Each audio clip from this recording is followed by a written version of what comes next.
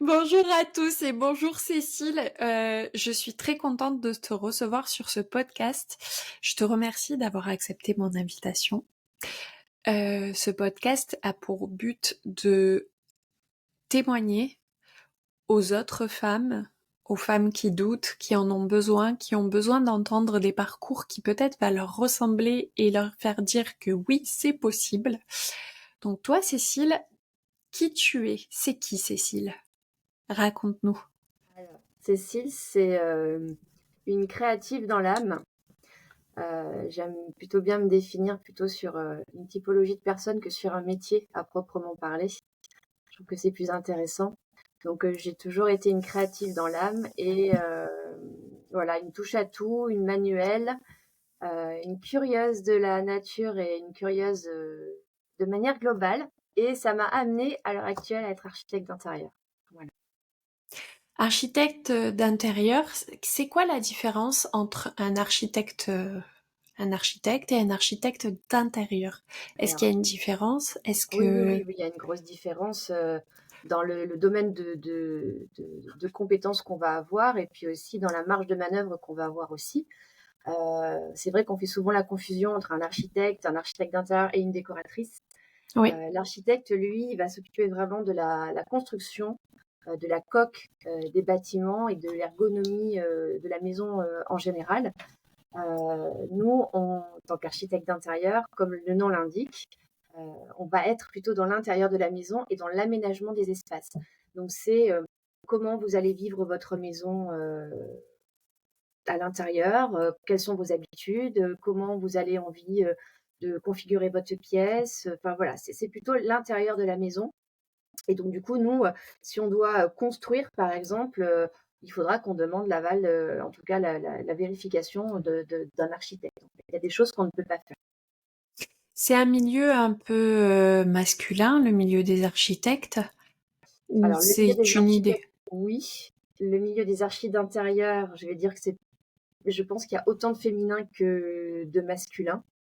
Après, le monde du BTP, même s'il se féminise, ça reste quand même à majorité un monde masculin. Ouais. Comment la Cécile d'hier en est arrivée à la Cécile d'aujourd'hui? Quel est ton parcours? Raconte-nous un peu comment tu es arrivée comme ça à être architecte d'intérieur. Alors, en fait, comme je l'ai dit tout à l'heure, en fait, moi, j'ai toujours été très manuelle et j'ai toujours bricolé. J'ai toujours été intéressée. J'ai une maman qui est coiffeuse, enfin, qui était coiffeuse. J'ai un grand-père qui était coiffeur et j'ai un arrière-grand-père qui était compagnon maréchal ferrant. Donc, ça, c'est un peu dans les gènes, en fait, si tu veux. Donc, j'ai toujours eu cette appétence de la matière, de la rénovation, du bricolage. Et c'est quelque chose qui a été un petit peu contrarié lors de mes études, parce que je suis partie sur des filières qui étaient standards, on va dire, notamment la communication et le marketing à l'époque, dans les années 90. Donc, j'ai D'accord. pas du tout pris cette voie-là. Je voulais être coiffeuse et puis voilà, ça s'est pas fait. J'avais envie de partir chez les compagnons, ça s'est pas fait non plus. J'étais fille unique, donc pour que mes parents puissent me voir partir comme ça sur de longues périodes, bah, c'était pas évident pour eux. Donc, ils m'ont plutôt désorientée de cette voie-là. Et donc, je suis partie sur une filiale qui était beaucoup plus standard et beaucoup plus scolaire, on va dire. Un Et peu comme la puis, rivière, tu comment? retrouves toujours un peu comme une rivière, tu Ah oui, retrouves c'est ça, on toujours ton retrouve toujours son chemin. lit. Ouais, c'est ça. Et puis donc, j'ai fait toute ma carrière, en fait, en entreprise, dans le salariat. J'ai toujours eu ce truc d'aller voilà, me renseigner sur faire des travaux, sur bricoler, travailler du bois, etc. Et puis un jour, j'ai eu un problème de santé qui m'a fait vraiment réfléchir à ce que je voulais faire de ma vie, et qui m'a fait reposer mes bases et voir vraiment le monde du travail sous un autre prisme complètement.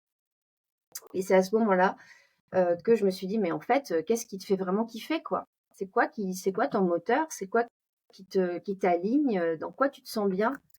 Et au final, ce qui me fait me sentir bien, c'est le métier de créatif et d'architecte d'intérieur. Voilà. Après, c'est D'accord. pas qu'un métier de créatif non plus, c'est aussi, on a beaucoup d'administratif, on a beaucoup de contraintes. Et en fait, dans la réflexion, je me suis dit: «Quel est le métier qui va pouvoir rassembler finalement toutes tes compétences que tu as eues dans le monde du salariat?» Mmh. Et c'est ce métier-là qui a fait que, voilà, ça a regroupé toutes mes compétences, toutes mes envies, et je m'éclate quoi. Aujourd'hui, j'adore ce que je fais donc c'est top. Tu dis que tu as été dans le salariat. Je vais te poser une question indiscrète qu'on pose pas normalement à une femme. Tu as quel âge? 51. C'est pas vrai, c'est impossible. Et à quel moment tu as décidé vraiment de passer le cap il y a combien d'années? Hem, alors, de passer le cap, alors en fait, ça fait 3 ans et demi bientôt que j'ai monté, mon entreprise. Mmh. J'ai eu plus d'une année de formation, D'accord. pour, voilà, pour apprendre, le métier, d'apprendre les bases, même si on apprend tout le temps, hein, mais en tout Oui. cas pour apprendre le socle, d'un dossier client. Et après je crois que j'avais encore eu une année avant, donc ça fait 5 ans en fait, que j'ai eu vraiment ce déclic où je me suis dit: «Non mais, c'est ce qu'il faut que tu fasses». À l'époque, je partais de chez, Leroy Merlin, où j'étais, prestataire, en marketing et en animation client. Voilà. D'accord. Et donc c'est à ce moment-là où je me suis dit: «Non mais tu as eu ce problème de santé, ta vie elle est trop courte, ça peut t'arriver n'importe comment, donc vas-y fais ce que tu as envie de faire, quoi». Et j'ai la chance d'avoir un mari qui est hyper compréhensif aussi et qui m'a accompagnée dans la démarche, donc ça c'est top. Mais alors en fait, nos maris ne sont pas compréhensifs, ils nous aiment tout simplement, ils veulent notre bonheur. Et chers messieurs, si vous écoutez ce podcast et que vous n'êtes pas dans cette situation, posez-vous des questions.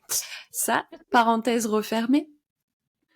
Euh, J'allais justement te demander un changement de cap total, quasiment total. Ça se fait aussi avec son entourage, on ne peut pas les occulter. Ça se fait aussi avec notre cerveau là, que j'aime appeler Norbert. Est-ce que Norbert était d'accord et est-ce qu'il t'a pas un peu mis de temps en temps des bâtons dans les roues? Et est-ce qu'il t'en met encore aujourd'hui?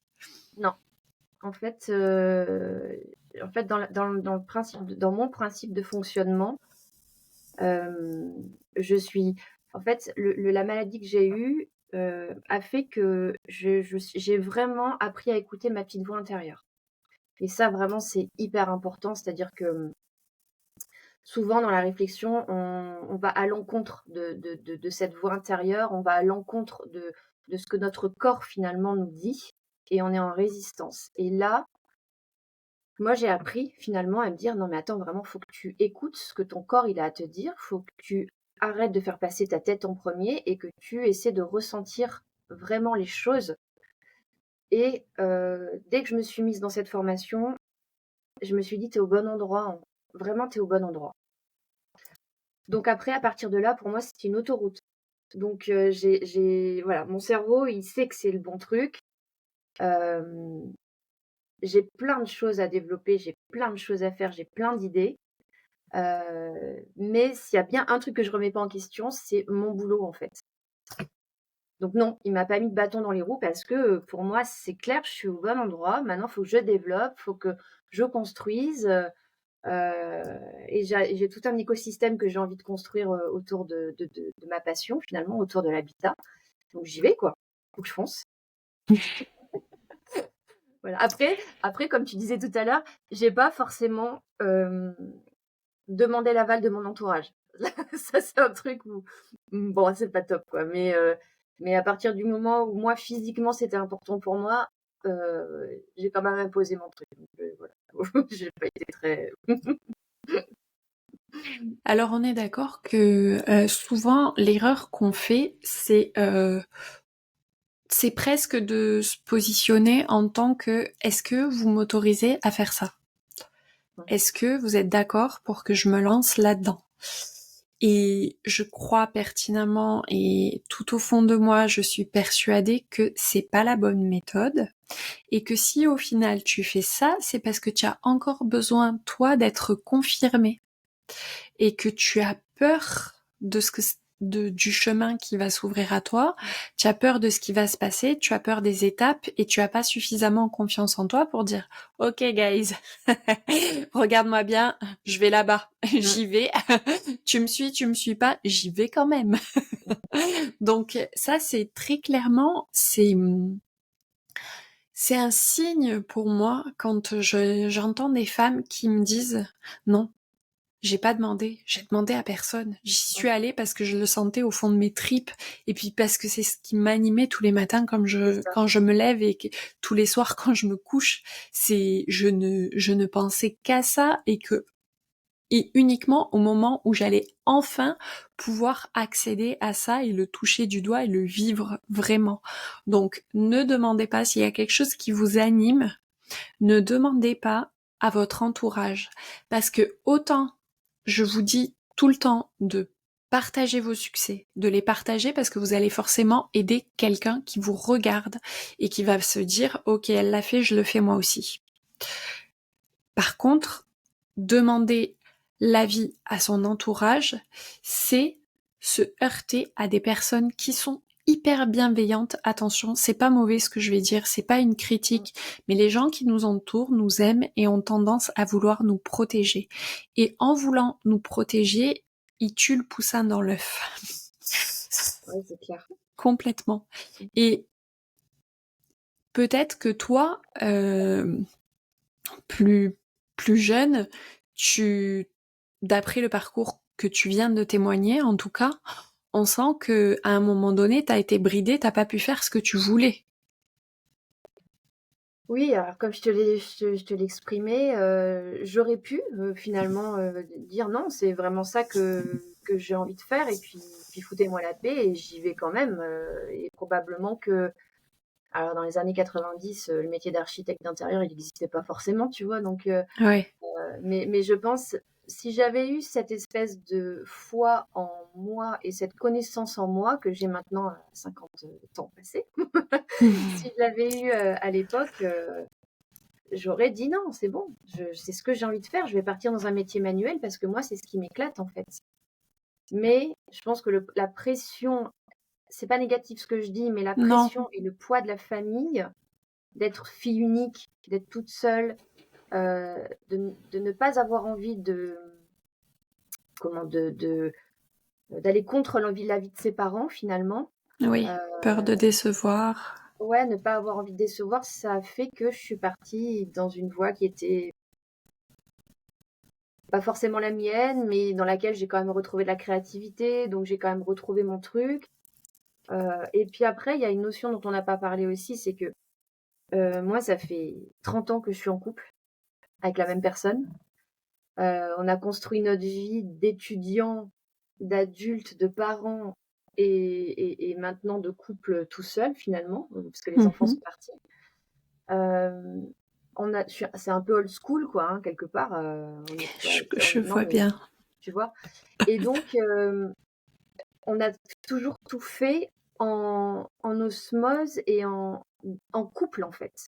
Et l'individualité, finalement, elle s'est un peu là aussi étouffée pour dire, bah, finalement, je fais les choses par rapport à ce que ça va apporter au couple et pas par rapport à ce que moi, ça va m'apporter.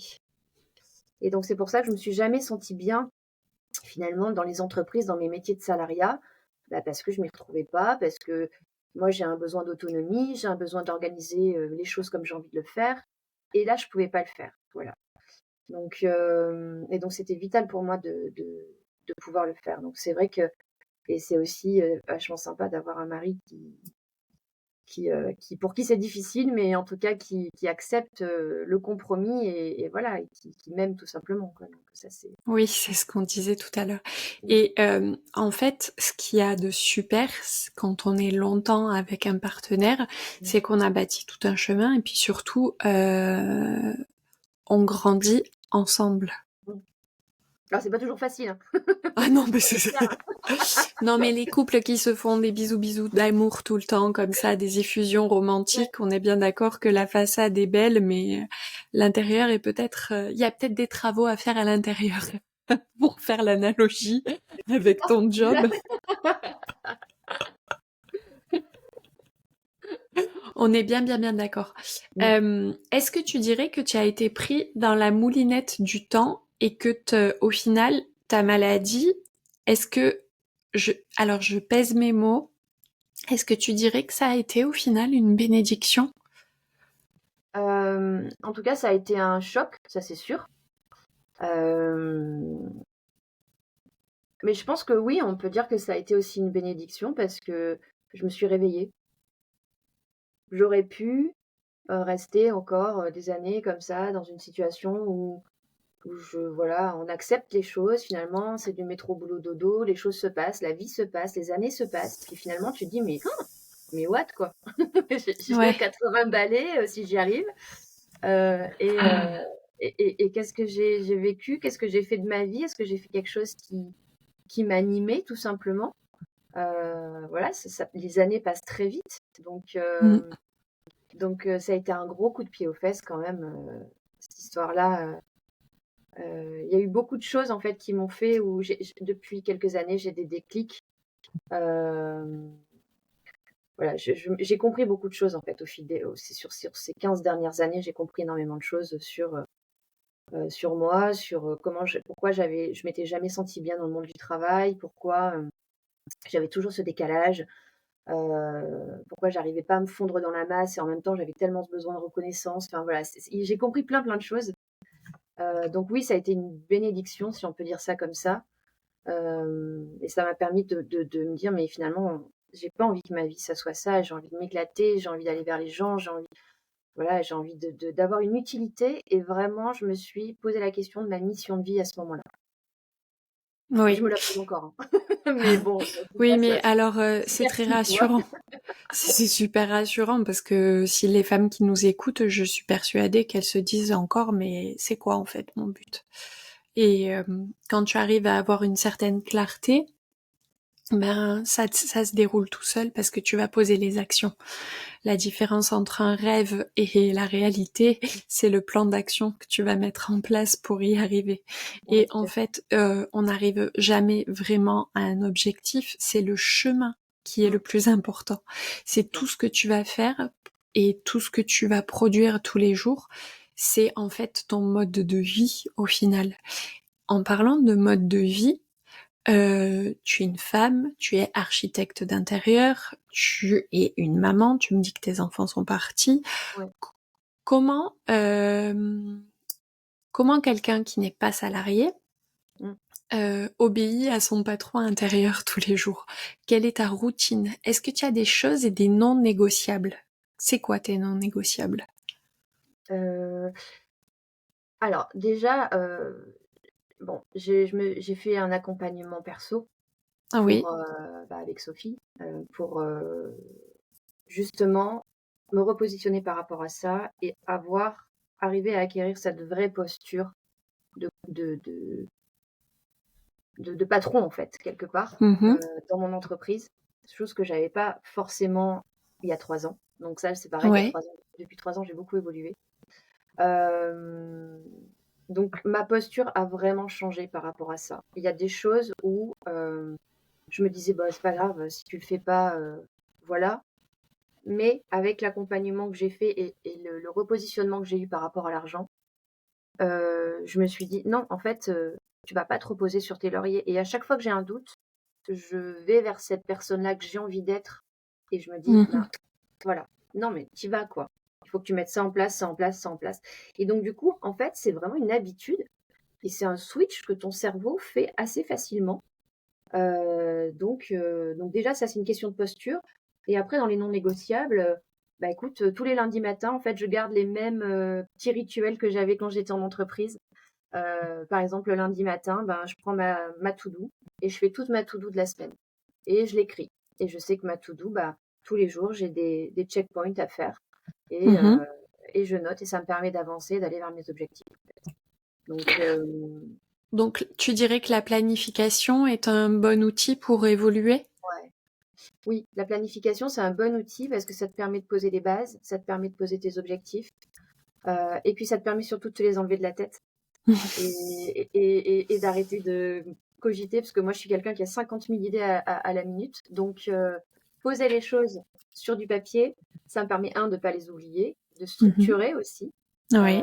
et puis d'aller les chercher, quoi, surtout. Oui, oui, oui, clairement. Est-ce qu'il t'arrive à la fin de la semaine de faire un récap de tout ce que tu as fait pour te dire, voilà ce que Cécile a accompli cette semaine? Ah bah, écoute, regarde, j'ai mon récap. D'accord. Oui, c'est excellent. Tu vois? Il me suffit juste de regarder ça et je me dis: «Bon, bah, c'est bon». OK. Donc, pour ceux qui nous écoutent, Cécile, elle a un tableau qui est tout rayé. Su Voilà. Et à la fin de la semaine, elle se dit: «OK, j'ai fait tout ça». Donc, à partir de ce moment-là, tu peux te féliciter et c'est bien de Ouais, regarder aussi ce qui a été accompli. Parce qu'on pense toujours à faire nos to-do list, à les remplir, mais on prend rarement un temps en fin de semaine pour se dire: «Waouh, moi, cette semaine, j'ai j'ai fait ça. Je suis une badass, les filles». tu le minimises et tu sais quoi? Tu le minimises d'autant plus quand tu es, tout seul à travailler Mmh parce mh. que tu peux très vite te laisser absorber par tout ce que tu as à faire, mais et te dire: «Oh là là, non mais attends, tu as vu encore tout ce que j'ai à mettre en place?» Et au final, effectivement, c'est vraiment salutaire de regarder tes listes et te dire: «Ah ouais, quand même là cette semaine, ça a été chaud quoi. J'ai quand même pas Oui. chômé et je suis allée chercher ça, ça, ça, ça et voilà quoi». Donc c'est hyper important. Ça serait quoi ton conseil ultime pour les femmes qui ont une petite voix intérieure mais qui est encore très loin derrière, qu'on entend en fond sonore très très loin, de faire venir cette voix au premier plan? Ah, c'est compliqué comme question parce qu'on a tous des choses différentes. Alors, il y a une chose dont je parlais avec Soraya que tu as reçue la dernière fois, Oui. qui me semble important, et c'est ce que j'ai dit à mes enfants d'ailleurs et à ma fille notamment. Qu'est-ce Quel serait le verbe de ta vie? Un jour, j'ai lu une lettre là-dessus, d'une jeune qui avait écrit une lettre et que je trouvais absolument fabuleuse, qui disait en titre: «Quel est le verbe de ta vie?» Mmh. Le verbe de ma vie, moi, j'ai beaucoup réfléchi à ça et j'ai fait beaucoup d'introspection par rapport à ça et je me suis dit: «Mais voilà, qu'est-ce qui te drive? Qu'est-ce que tu aimes? Dans quoi tu trouves du plaisir? Quand est-ce que tu te sens pleine?» Et finalement, j'ai réussi à trouver que le verbe de ma vie, c'était aider. Donc moi, mon verbe, c'est aider, voilà. Et en fait, toute cette petite recherche et cette construction pour faire venir ma voix intérieure, et ben, c'est ça. C'est déjà de me dire: «C'est quoi le verbe de ma vie?» Et à partir de ce moment-là, ben, tu as des petites grappes qui viennent se mettre. Donc vous savez, aider, moi, c'est aider à la rénovation, des matériaux anciens ou aider à la rénovation, des monuments anciens. C'est aider les gens dans leurs projets de restauration. C'est, aider les mamies qui en ont besoin. C'est, aider, les gens à, comprendre, les travaux de menuiserie. Enfin voilà et en fait, toutes mes petites actions viennent se mettre finalement, s'agglomérer autour de ce verbe et pour moi, ce verbe, c'est un peu comme une colonne vertébrale, qui fait que je me sens voilà, c'est mon socle en fait, si tu veux et toutes mes actions et ben, elles viennent, nourrir ce truc-là, et alimenter ce verbe C'est génial. et donc voilà, donc si je devais donner un conseil, c'est trouver le verbe de votre vie.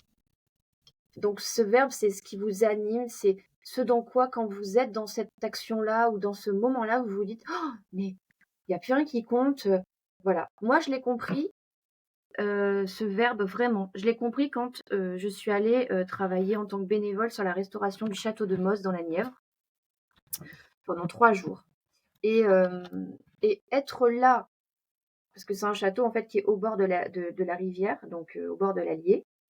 Heu et quand j'étais là avec dans la nature, avec ces vieilles pierres, ces oiseaux, heu, les personnes autour de moi, les artisans, les compagnons du devoir et cetera, je me suis dit: «Mais oh, c'est la première fois où je me suis dit: "Mais tu es à ta place, en fait. Tu es à ta place"» et donc tout a découlé de là. Tout a découlé de là, mon verbe a découlé de là, ma posture dans l'architecture d'intérieur a découlé de là. Je sais que pour moi, faire attention à la nature, c'est important. Transmettre, c'est important. Aider les gens dans leur processus de réno, c'est important. aller vers quelque chose de plus durable, de plus écologique, c'est important. Voilà. Et tu vois, tout s'est aggloméré finalement à partir de ce truc où je me suis dit, mais quand est-ce que tu t'es senti, toi, bien, à ta place? Voilà. Et donc j'œuvre tous les jours pour aider les gens et me sentir à ma place en même temps. Ce qui est très compliqué. Mais voilà. Je l'ai compris, donc c'est déjà vachement bien, tu vois. C'est énorme. Les gens qui ont envie de se faire aider par toi, Oui, oui, alors oui. comment ils te contactent? Où est-ce qu'on te retrouve, Cécile? Alors, on me retrouve sur Insta principalement. Mhm. On va pouvoir me retrouver sur LinkedIn aussi. Et puis, D'accord. j'ai un site internet également sur lequel ils peuvent me contacter. Mon plus gros réseau, c'est quand même Instagram. Mhm. Voilà, donc ils peuvent me joindre en message sur Insta. Alors, moi, j'ai comme particularité sur la rénovation des biens anciens, et j'ai comme particularité aussi de traiter aussi bien la maison que l'habitant, parce que les deux sont importants. Oui, et puis c'est indissociable en fait, on est bien d'accord.